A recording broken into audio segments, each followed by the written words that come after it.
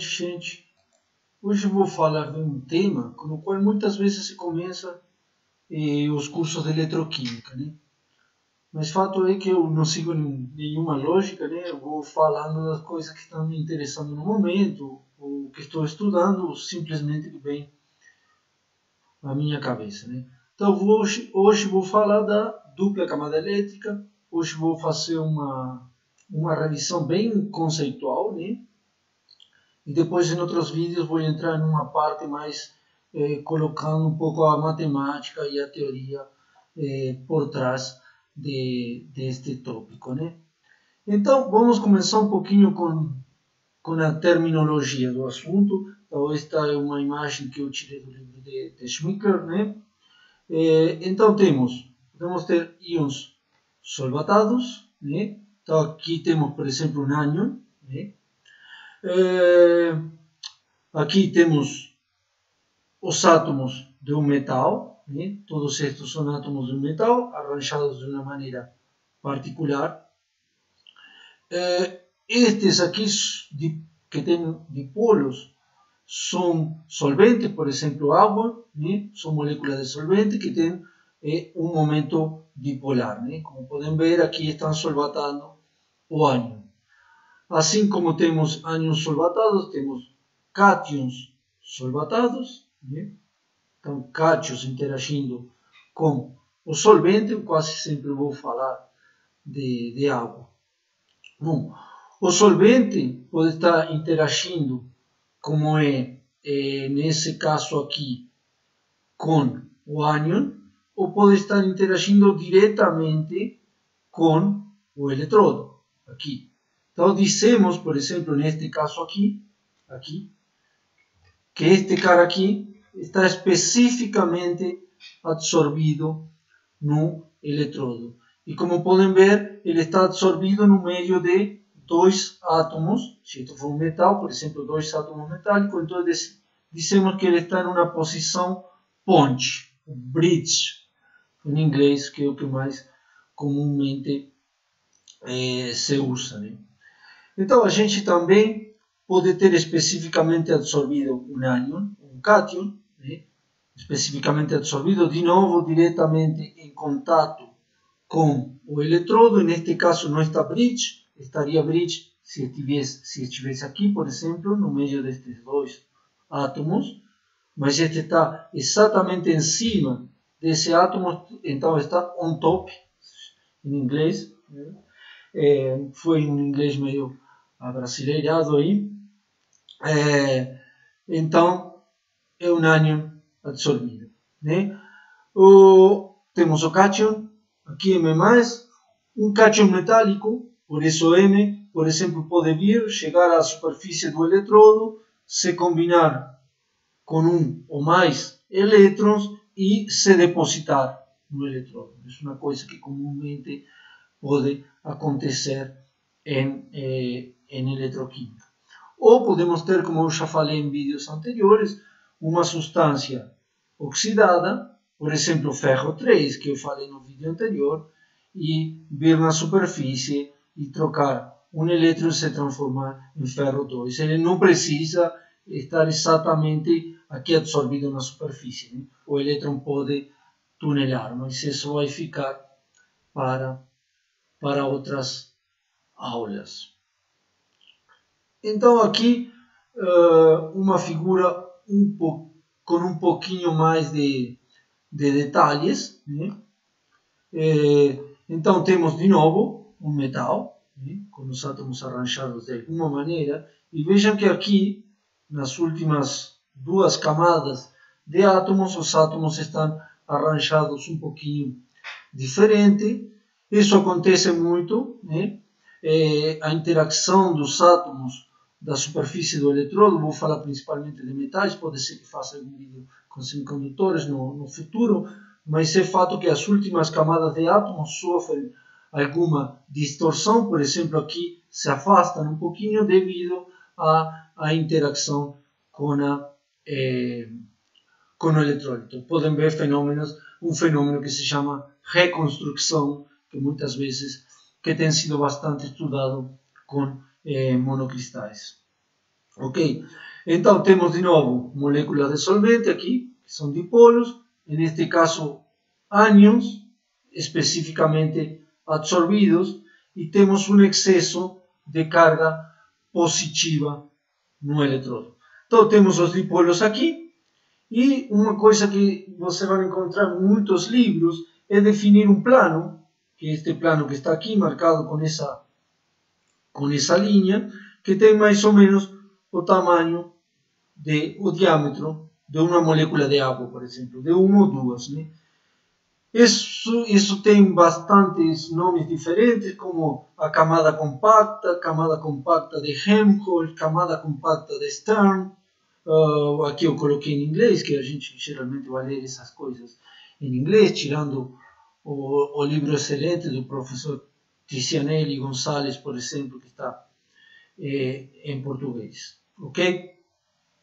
Então, depois que temos algumas moléculas de água, que eu acho que esqueci de falar no vídeo anterior, que estão soltas de alguma maneira, mas estão interagindo principalmente com outras moléculas de solvente. E depois temos os contraíons. Se aqui temos um excesso de carga positiva, isso que vai fazer? Vai atrair os ânions, né, com sua camada de solvatação. Então, os ânions com sua camada de solvatação podem se acercar até este plano aqui, que estou marcando de novo, a camada compacta, ok? Para vir mais para aqui, teriam que perder a camada de solvatação. Então, esse plano aqui, que bate com o médio dos ânions, se chama o plano externo de Helmholtz, e essa aqui, a camada externa de Helmholtz. Depois disso, temos a camada difusa, onde a concentração dos ânions vai cair até atingir uma concentração constante tanto de ânions como de cátions, né, que vai ser igual à concentração de ânions e de cátions no bulk da solução. E isso é o que se conhece como a camada difusa. Vamos lá. Então, eu queria falar agora de alguns números, algumas coisinhas importantes. E, por exemplo, essa camada aqui, essa camada compacta, é mais ou menos independente de que está feito o metal e de como estão organizados os átomos. E isso faz bastante sentido, porque, como eu falei, dependia do diâmetro das moléculas do solvente, né, que estão interagindo com o eletrodo. Então, a princípio, meio que tanto faz. E vejam que temos entre 3 e 5 angstroms. Isso é bem importante fazer uma ideia da espessura disto aqui, porque propriedades como, por exemplo, a capacitância dessa parte aí depende da espessura. Se lembra de um capacitor de placas paralelas, que a capacitância depende de quão separadas ou não estão as placas paralelas. Mas estou indo para a frente sem necessidade. Vamos deixar isso para outro vídeo. Ok?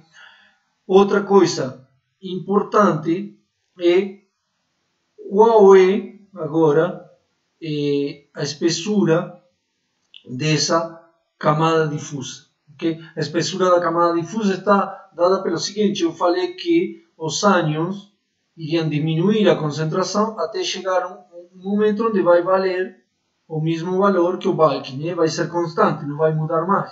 Então aí vamos ter uma espessura da camada difusa. Né? Então isso de que depende? Depende da concentração das cargas móveis, ou seja, da concentração dos íons. Vejam que aqui está colocado de maneira geral, né? diz concentração de portadores de carga, seria de alguma maneira. Por quê? Porque aqui estou considerando principalmente metais, mas quando temos semicondutores, vamos ter aqui do lado do eletrodo uma coisa similar a isso aqui do lado da solução, mas isso vai ficar para outro vídeo. E dependendo da concentração, essa camada difusa pode ter de entre 10 e 100 nanômetros. Isso para soluções diluídas. Para a solução 1 molar, por exemplo, a espessura disso é praticamente desprezível, ou seja, é de alguns diâmetros moleculares. Isso quer dizer que os ânions vão ficar todos concentrados aqui e rapidamente aqui vamos ter uma concentração totalmente homogênea.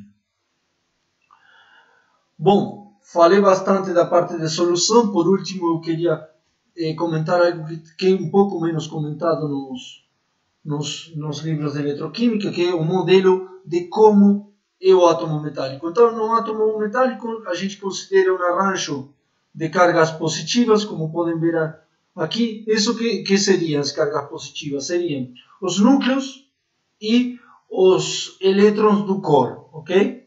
E depois temos todos os elétrons da banda de condução que podem se mover livremente. Temos como uma nuvem eletrônica. Fato é que esses elétrons que se movem livremente, se consideramos que aqui termina a superfície do eletrodo, né, eles conseguem sair da superfície do eletrodo alguns poucos Armstrong, ok? E isso gera um dipolo superficial nos metais, ok? Vamos ver isso um pouquinho de maneira mais específica. Então, que temos? Temos dentro aqui do metal, temos um potencial oscilante pelo qual andam os elétrons, ok? E o que acontece se agora a gente quer pegar um elétron, trazer esse elétron desde fora do metal e enfiar ele no metal. Para isso vai gastar uma energia, né? Essa energia se chama potencial real dos elétrons, e o que geralmente se aprende em cursos de física, de química geral, perdão, é o contrário, ou seja, a função trabalho. Que a função trabalho é menos o potencial real dos elétrons. Então estamos falando da mesma coisa. Então eu vou pegar o elétron, vou trazer o elétron aqui, e primeiro o elétron vai interagir com o dipolo superficial, né? E então ele vai sofrer uma estabilização devido a esse dipolo superficial, e depois ele vai sofrer falo por falar de alguma maneira, outra estabilização extra devido à interação com o campo de forças aqui, ok? A interação com essas cargas positivas e com os outros elétrons. Isso gera uma estabilização extra, ok? Mas essa estabilização extra é levada em consideração no modelo como se o eletrodo estivesse parado. Portanto, temos que adicionar uma energia positiva, que é esse U aí, devido à energia cinética dos elétrons. Então, o potencial químico dos elétrons, ok? Ele tem dois componentes. Um é isso aqui, que é a interação principalmente coulombica com as cargas positivas e negativas que estão dentro do metal, e a energia cinética dos elétrons, ok? Então, o potencial real tem duas componentes, a componente do dipolo superficial e as outras duas das quais acabei de falar. Então, podemos chamar isso aqui de um componente químico e isso aqui de um componente dipolar. E vejam que é interessante o seguinte: quando analisamos a função trabalho de diferentes metais, isso não se preocupem, podem ler isto com mais detalhe dos átomos, está relacionado com a densidade eletrônica de cada um dos metais, esse parâmetro. Então temos que a função trabalho depende dessa densidade eletrônica de cada um dos metais, e tem dois componentes, o químico e outro o do dipolo superficial. Vejam que interessante isso aqui. Os elementos do grupo D, de um P, ou seja, ou seja, elementos com densidades eletrônicas relativamente grandes, a função trabalho está dada principalmente pelo componente dipolar. Okay? Então, a maioria do trabalho feito para retirar o eletrodo, ou o elétron, perdão, do metal é devida a essa energia que temos que superar pela interação com o dipolo. O contrário acontece com metais alcalinos e alcalino-terrosos, onde o principal componente é o componente químico, ou seja, as forças que temos que vencer, principalmente para retirar o elétron do metal, são as forças coulombricas, ou seja, a força de interação atrativa, né, que tem esse elétron com os núcleos positivos, né, e nos ajuda um pouquinho a força de repulsão com os outros elétrons e a energia cinética que o elétron já tem. Bom, espero que tenham gostado e nas próximas aulas veremos isto de maneira um pouquinho mais quantitativa.